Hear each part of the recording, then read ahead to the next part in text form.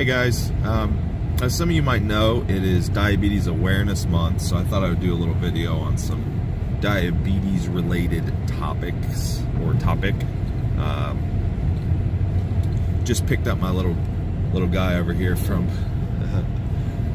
the vet, getting neutered, so we're just headed home. But anyhow, so what I wanted to talk about briefly here was not type 1 or type 2.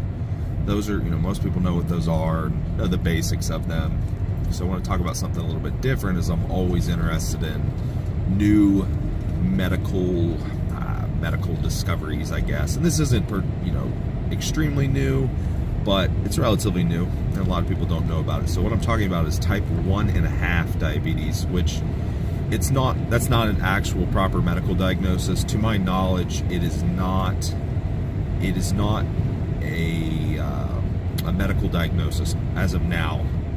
Now, I don't know if that's changed. I'm not extremely up to date on that kind of stuff, just because I'm not a doctor. It's not my profession. So, but I'm not sure that that's an actual recognized diagnosis at this time. But the reason I wanted to bring it up is because it is pretty interesting, and a lot of people, like I said, a lot of people don't know about it, and there are people that end up with it and they don't know what's going on, and oftentimes the doctors aren't diagnosing it correctly. A lot of the times it's mistaken for type 2 diabetes.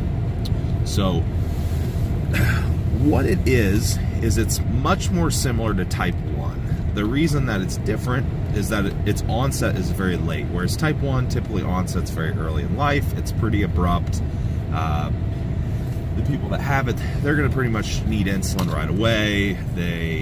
Of course, they'll need it for the rest of their lives, because it's an autoimmune issue, and it's going to destroy pancreatic function, beta cells and what have you. So, that is type 1. Now, with type 1.5, it does resemble type 2 in that, like I said, it does onset later, but it is not like type 2 in that type 2 is typically self-induced, whether that's poor dietary habits, lack of exercise, obesity, just being overweight.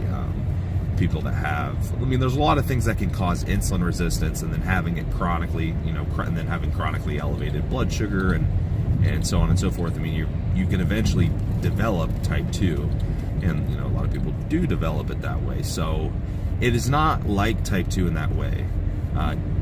It's more like type 1 in its diagnosis, I guess, because you will find antibodies present in the blood. And that's part of the reason that it's probably misdiagnosed, I would imagine, is that it's the antibodies are just not tested for often, because in adults, type 1 diabetes isn't, it's not really a thing, because it's normally early onset. So they're not going to test for the antibodies. They're going to go through and see, okay, blood sugar's high, the person is, go through the checklist of all the things that are going to be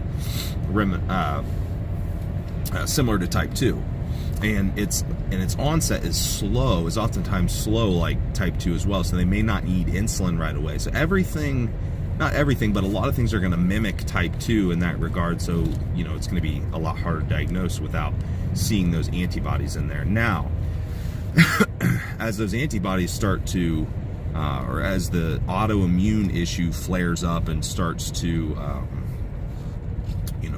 attack, I guess you could say, then we're looking at loss of pancreatic function, destroying those beta cells in the pancreas, and you're going to end up with something that resembles type 1 diabetes, but you're going to end up with it a lot later in your life. So that's more or less what it is in a nutshell. I believe that it may end up being diagnosed as, considered an actual disease at some point. I doubt they'll call it type 1.5. It's probably going to have a better name. Actually, I believe there is an abbreviation for it already. I believe it's LADA, L-A-D-A, and I'm not exactly sure what the abbreviation stands for, to be completely honest. It might have late something, I don't know. But yeah, that's what it is. And the reason I mention it is because a lot of this stuff as coaches and as people in the physique community, while we're not doctors, you know, this is good information. It is applicable to a lot of things that we're doing. We may run into people that we're working with that have these issues, or somebody watching may have the issues, and it can help better control them, and it can also you know, help us as coaches maybe identify them.